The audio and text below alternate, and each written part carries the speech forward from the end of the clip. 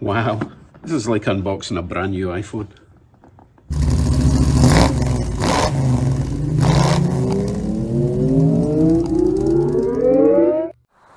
Hello YouTubes. So I wanted to get a dash cam for the Mini, but I didn't want the usual type with the suckers on the window for a number of reasons. When it's hot or cold, these suckers can just kind of fall off. Dash cam either ends up on the floor or could break. You've got the wire dangling down, and also these standard type dash cams, they do obscure your view quite a lot when you're looking out the window, which is specifically tricky in the Mini because the Mini's got a quite small windscreen. So I think I found the solution. Well, when I say I found the solution, a company may have sent me the solution and asked me to do a review on it, but that doesn't mean they're going to get a free pass. I will give a full honest review of the fitting of this dash cam and how it performs both day and night. This is the FitCamX fully integrated vehicle specific dash cam. So what's inside the box? Very lovely box it is too. Ideas for driving. It's got a couple of hints at what it's capable of up here. The Wi-Fi thing really interests me, but we'll get to that later. Inside the box then, we have, very posh, user manual. Now I have had a quick look at that. I'll get to that in a minute. And this is your dash cam unit itself. Now you're going to see quite a big difference between this and every other dash cam that's out there. Remember I said it was fully integrated? The idea behind this is this replaces that panel that currently sits behind your interior mirror, which will have its collision camera, rain sensor, maybe the mirror controls for auto dimming. So you would take the cover off your existing stuff and replace it with this. As you can see, this will unclip and clip over. The idea being that this interrupts the power supply and piggybacks off the power. So you're not really interfering with the controls in your existing car and all its functions. You're merely taking a power supply from this. The great thing about this, as I said, is it's got Wi-Fi. It's also got a little SD memory card, which presumably you can take that out. That's a 64 meg card. And I'll show you where that goes. Inside this accessory box, we have a panel tool. That's going to come in handy, save you scratching your plastic surfaces with a screwdriver. You also have a nice little USB stick, thumbnail drive, whatever you want to call it. And this will go in here to transfer data from the unit to a PC or to the police for an accident report kind of deal. But I'm really interested to see how the Wi-Fi system works, which we'll find out once we install everything. Now, because this is a fairly generic instruction book in multiple languages, for the actual installation, you scan this little code. That's basically a little sticker they put on for the model specific unit that you've got. So scan this QR code and it'll take you to a website with the instructions for the specific model of your car and unit and how to install it. Pretty nifty. On the side of the unit then, you've got the on-off switch and you have a camera button. Instructions are also included to show you the different functions that can. If you want to just take a picture or you want to reset the camera, anything like that, you would use that little button there. These three little holes are actually three little LED lights, which mean different things. Okay, let me move this over to the car and I'll show you how I'm going to remove the existing unit without breaking it using this plastic tool. This is what the interior mirror console on our 2022 Mini Cooper SE looks like. Remember, these units are vehicle specific, so make sure you get the right one. So if we compare our original to the aftermarket, you can see it's got the same shape, although this is a little bit longer. And that is because the CamFit dash cam does not interfere with the rain sensor or the collision avoidance camera, therefore it's going to hang down an extra couple of inches below. Okay, down to business. Let's see if we can get the old one off without breaking it. So apparently we're just sliding in this plastic trim tool and persuading it to come apart without breaking it. At least that's the plan. Maybe start at the top.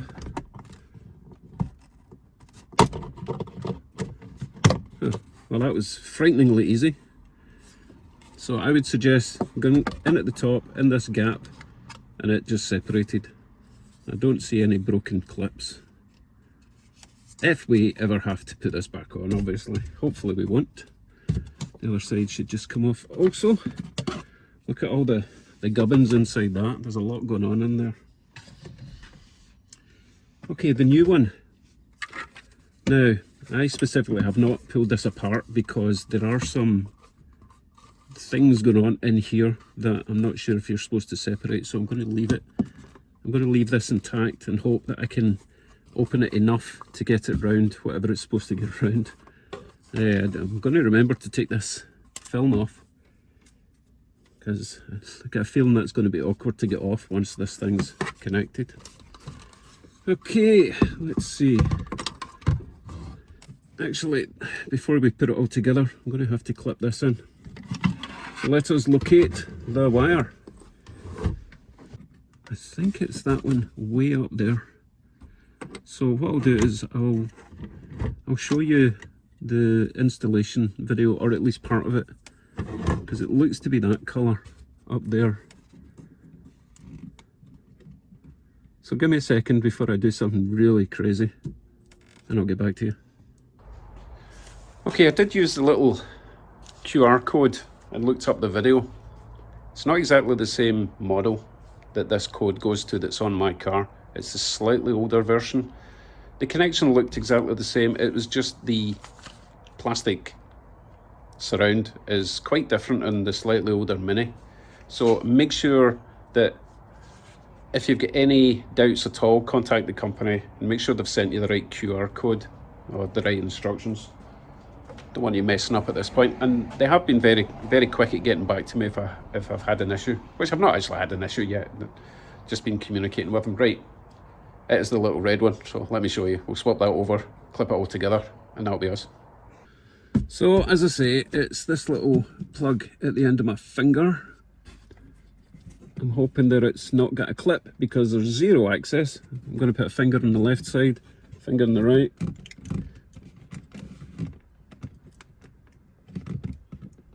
Oh, it's quite tight. What I think I'll do, I'm going to take this one out just to get it out of the way. Give us a bit more room. Yeah, that one comes out. Actually, that one brings out a whole sensor. So be careful you put that back in the right way. Okay, I figured out how to remove this top clip. It is purely a channel, if you like. The wire from this goes in there and goes into your automatic dimmer for your mirror.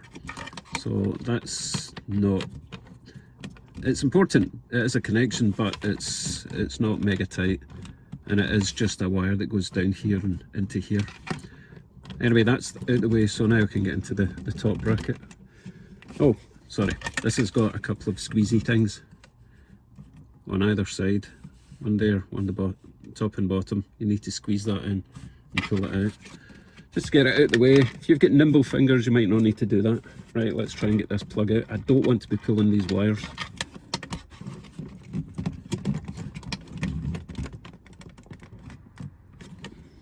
I'm going to have to get in closer and see if there's a clip because it's not giving it.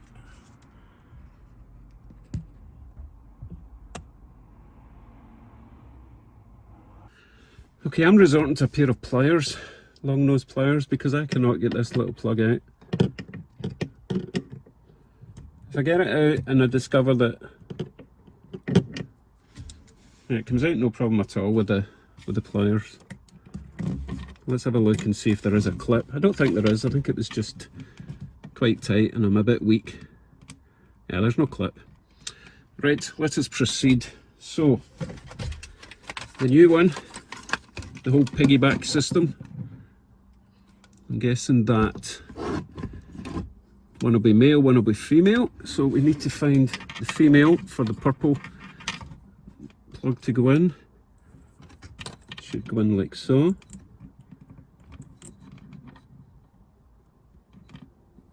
Or like so. Yes, like so. Oh, that's a nice tight fit.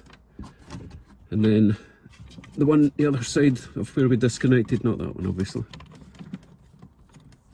This side will go in where we had the fight to get it out.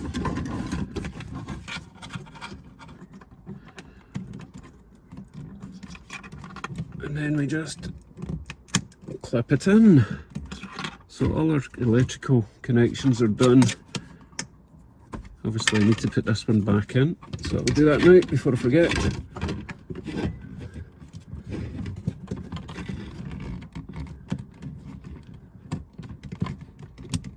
Clippity clip, that sits there. Right, here's the tricky part. Actually I think the last part was the tricky part. Maybe it's all tricky, let's find out.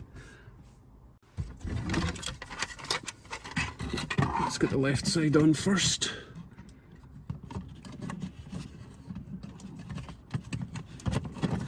Make sure you don't foul all your new wires.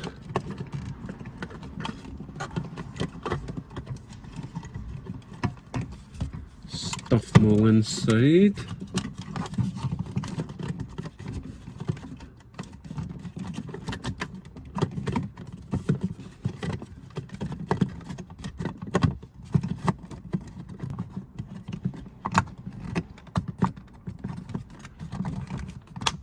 Whew, that was a satisfying snap. I need a satisfying snap at the top, or I won't be fully satisfied.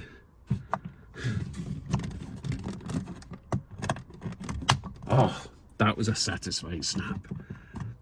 And it is installed. Next thing we need to do, we need to get our little SD memory card, which will live in here. I need to check which way round it goes. Anyway, that will normally live in the unit, but it needs to be formatted first. So I'm guessing we stick it in our little USB drive. Take this to a laptop or PC, plug it in and format that SD card.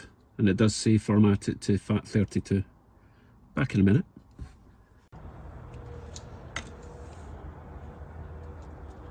Put this in one of your USB slots. It should pop up and say new device found.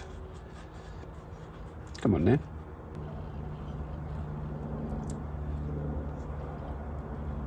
So we have USB drive. Folder is empty. Right click on that. Format. Now you've got format options, quick format.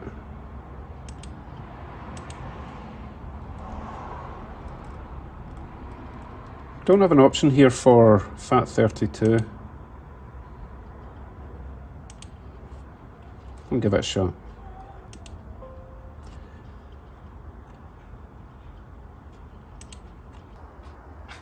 While we're waiting for that to format, let's download the CamFit app to our phone. Just head to your favourite app store or Google Play Store, and we are looking for, oh for goodness sake, not now, busy. Search for FitCamX.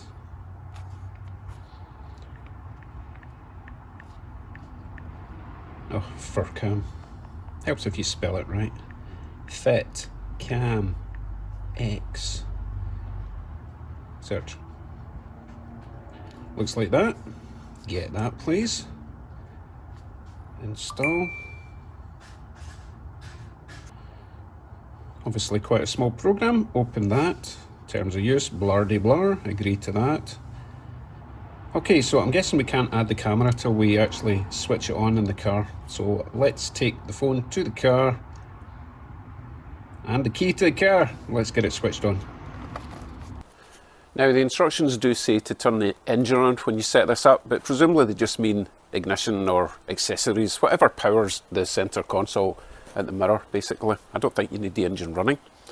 It's a little bit different in the electric car, because generally you have to be in the car to switch it on. So I will nip into the car, I'll leave the key in, switch it on, and then come back and see if we can set it up from there. Okay, let's give this a go.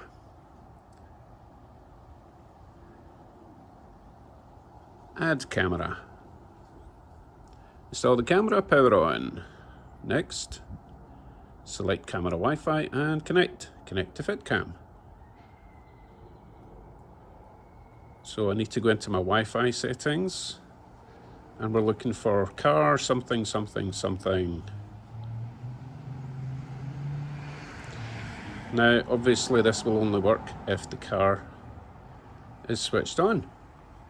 And I'm not sure it is because, as I say, it's a bit different in an electric car. So let me go double check that and we'll see if it suddenly appears on the Wi-Fi list.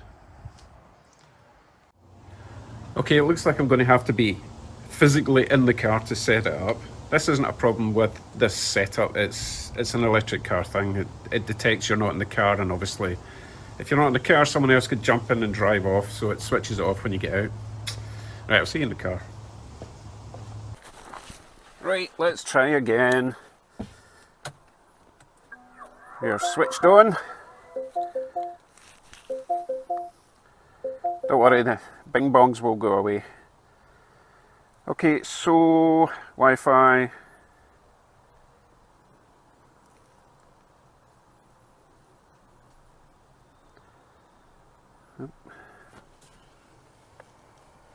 I do have lights flashing on the unit, so it is switched on. Oh, there it's there. Right, so car WA whatever. Click on that. Now, I've actually already set this up. So normally when you click on that, it'll ask for the password, which is 12345678 as default. But you can go into your settings later and change that. Obviously you would want to change that. So now that you're in and set up, now it wants you to add the camera. Add camera, connecting, because you know the app will let you set it up with different cameras in different cars, which is neat. And now we have a preview. It's kind of flickery at the moment. I'm hoping that's just a Wi-Fi issue. Let's go into camera settings. You have sound recording on or off, image resolution, video resolution, loop record options. I've set it to 3 minutes, but you can set that to 1 minute. But if I'm going to be using this for maybe some YouTube type content, I want to have it in long sections rather than having to upload a million 1 minute videos. Exposure compensation, that's default, that is set to 0, so that's presumably if it's too bright outside you can turn the brightness down, or if it's too dark turn the brightness up. Time watermark, that's probably handy if you're never going to use this other than for accidents or insurance claims. Otherwise you're going to have a permanent time watermark across the bottom of your video. Driving collision sensing, sensitivity this is, I've set it to middle. Camera language, this was set to Chinese, so you go in there, change that to English. If you're speaking English, but you've got French, Spanish, Portuguese, German, etc, etc. Parking mode, not all models have this function, please check the product introduction. So you get parking, monitor collision. Again, this is a sensitivity thing, I've set it to middle. And then you've got your Wi-Fi password, firmware version, format SD card. Oh, you can do the format SD card thing on... No, you can't possibly do it on your phone, that's ridiculous. Okay, so let us now test it, I guess. We go for a little drive. I've got the settings set to the highest resolution possible, which does mean it's going to take up more space on your SD card, and I really hope this flickering doesn't happen when you're actually driving. I think this is just a connection issue between the SIM card and your phone. You can pause the video there, and you can take a picture there. Right, let's go for a drive then, eh? You don't need your phone connected to it while you're driving about. This is really just to set it up and to download videos, pictures, or you take the SIM card out and take it to your PC like we did to format it. Okay. So we are using the audio from the dash cam. Now, I'm not expecting it to be Dolby 5.1 or surround sound or even stereo, to be honest. As long as it picks up the audio from any incident that might happen, that's all you really need audio wise. Now, the important thing about the dash cam is the video quality, I would say. It's got to be fairly sharp, it's got to be fairly smooth. It would be nice if it picks up license plate numbers. The problem with that, in Canada at least, the license plate numbers are really small. I mean, I struggle to see them just with my eyes, never mind with a camera. You know what I'm saying? If it's just a blurry pixelated image, it's kind of useless. Now, this does say it's 4K, but people's interpretation of, or at least manufacturers' interpretation of 4K differs severely. If this is as good as like my iPhone, I'll be more than happy. I usually record video on my iPhone at 1080p at 60 frames per second, and it's really, really nice.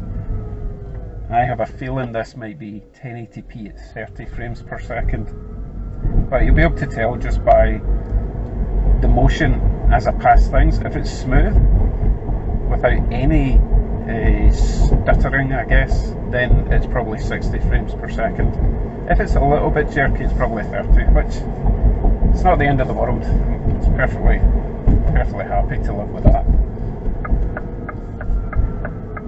Now, I would like for the sky to be blue in the video, because it is blue with a chance of meatballs. No, it's blue with some fluffy white clouds, and that's what you should be seeing now. If the sky is white, then it's overexposed, and I would possibly turn down the brightness in the exposure setting. But I won't know that until I get this image off the camera. Oh, I see stopping. Until I get this camera, until I get the video off the, oh my goodness, I completely lost my worms. Until I get the footage off the camera and onto the computer, I won't really know how good the image is. So now we're actually driving towards the sun, or the direction of the sun. So this is when cameras can sometimes wash out a little bit. It overcompensates for the brightness because there's no hood over the lens. The lens will be getting full sunlight at the moment. If it can distinguish between the sun and the blue sky, I will be perfectly happy. Okay, enough from me. I'll see you back at the garage.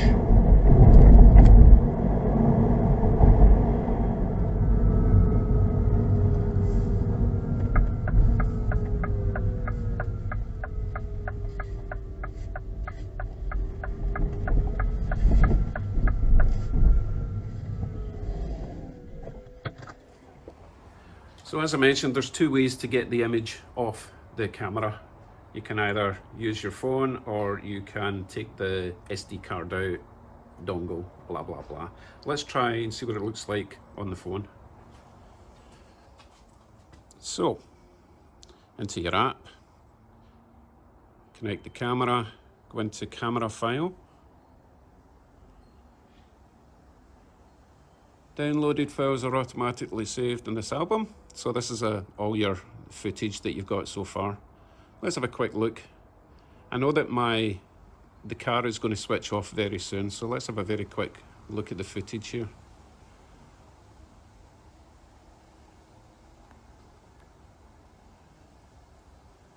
Able to identify other vehicles. Again, this is just a Wi-Fi thing, but so far it looks good. But obviously you would click on, well, let's pause that for now. Click on download, and it will take forever to download this. Remember I said I've recorded it in the highest possible. So it's going to be much quicker just to take the SD card out, put it in the dongle, put it on your PC, drag it across. because that's only at 4%. That will take forever. As I say, that's because I'm recording it in the highest resolution possible, which you saw because of the magic of time travel. Okay, I will see you in about 8 hours when it's dark.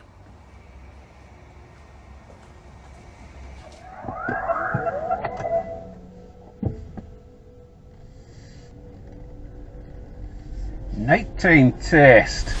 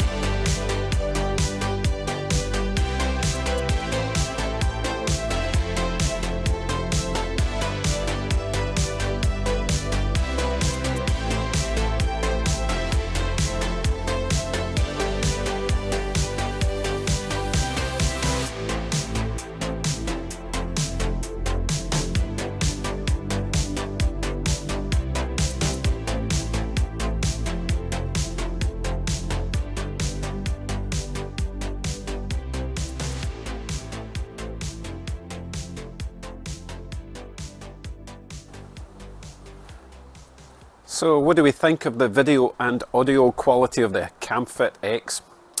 Video quality during the day, nice and crisp, nice and smooth. It was washing out a little bit in bright sunlight, but I think with that exposure adjustment we could tone that down a little bit for bright days like this. Be interesting to see what it's like in snowy days as well. I know that my little budget GoPro really washed out with the snow, but as I say, we'll get to that later in the year.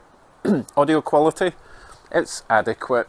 As I say, I wasn't expecting Dolby surround sound, but it's fine. You're not using a dash cam for the audio, you're using it for the video. And as I say, daytime looked really nice. Nighttime video, again, pretty great. You will have noticed that the license plates were getting washed out. Now that's partly because we've got super bright LEDs in the Mini, and also because the license plates in Ontario are a very reflective white background with very small blue text. It's not a good combination. Even with normal headlights, they generally wash out. I have seen other footage from other reviews on this, and if you've got like a UK license where it's a yellow background with black, that's highly visible. So I'm going to put that down to a problem with the Ontario Canadian license plate just being a bad combination of colours. But as I say, nighttime video was great. So overall opinions then. Installation, fairly straightforward. Just take your time. Remember, you only have to do this once, unlike a regular dash cam, where you may have to take it on and off at night so that it doesn't get stolen. Oh, the irony. And if you've got any problems at all, contact the company. They get back to, or at least they got back to me very quickly. That might be because I was doing a review, but again, from other people's reviews, they do pride themselves in good customer support. So I wouldn't be too worried about installation. Quality of the video, spot on. Audio, adequate. And wireless technology, it's great. The app does what it's supposed to do. You don't have to create an account. You just download the app, takes seconds, and it does what it says in the tin. So how much does this cost? That's the question, right? Prices range from $200 to $300, depending on the model that you have and how complicated the whole system is. They do have a discount, of course, if you click on the link below. I'll get to that in a second. They generally like to sell on their AliExpress shop. Now, the good thing about that is they do offer free shipping worldwide to pretty much anywhere. There is an option for using DHL or a private courier company. But one thing to note is, for now, they don't seem to be including the customs charges that you'll need to pay. Even though this item was sent to me for free to do a review, I still had to pay around $30 to DHL for their whole customs handling fee nonsense. But that's going to be the same with most things that you buy these days worldwide. So bear that in mind. Value for money though, I think it's well worth it. You know, compared to your standard stuck in the window dash cams, which a decent one's going to be over $100 to $150 anyway. For the peace of mind for an integrated plug and play, leave it alone, does the job until you need it, and then you can download stuff. I think it's really good value, to be fair. Now, they do offer a couple of optional extras, such as a rear view camera and the option to wire this to your fuse box, which means that it can be active all the time. A bit like the Tesla system, where if somebody bumps into you when you've parked the car and you're not nearby, it will record that. So as I say, optional extras, but a bit more wiring, a bit more complicated than just replacing the console plastic. But they are thinking ahead, and if you want to go that route, there is an option for that. I think that about covers it. Thank you very much for watching this far. I know it was quite a long video, but I wanted to be as detailed as possible, both for any potential customers and the company themselves, to give an honest review, which I think I did.